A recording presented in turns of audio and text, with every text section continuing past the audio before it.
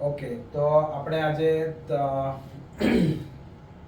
આપણે ગરદનની ત્રીજી કસરત શીખીએ. આપણે પહેલા વિડીયોમાં ગરદનને આગળ નમાડવાની, પાછળ રાઈટ સાઈડ પર અને લેફ્ટ સાઈડ પર નમાડવાની આપણે કસરત શીખી હતી. પછી બીજા વિડીયોમાં આપણે શીખ્યા કે આપણે આઇસોમેટ્રિક નેક એક્સરસાઇઝ, એટલે જેમાં હાથથી રોકીને હાથની મૂવમેન્ટ કરવાની, જેમાં ગરદનનું કંઈ મૂવમેન્ટ નથી થતી. પછી એના પછી હવે ત્રીજી એક્સરસાઇઝ ગરદન માટેની, કે જેમાં તમે રિલેક્સ શાંતિથી પહેલાં તો બેસો અને દાઢીને શોલ્ડર તરફ ફરાવો. આવી રીતે 10 સેકન્ડ સુધી તમારે એને હોલ્ડ કરી રાખવાનું છે, આ પોઝિશનને.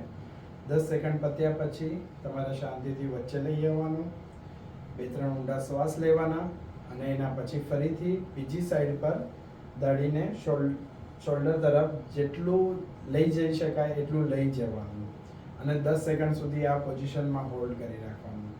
આ આપણી ત્રીજી એક્સરસાઇઝ છે, જેમાં નેક ફ્લેક્સર્સ અને નેક એક્સટેન્સર્સ આપણા છે એ બધા સ્ટ્રેચ થાય છે અને એ આપણા ગરદનના દુખાવામાં અને ઓછું કરવામાં મદદ કરશે. આ ડેલી એક્સરસાઇઝ આપણે ઘરે જાતે જ કરી શકીશું.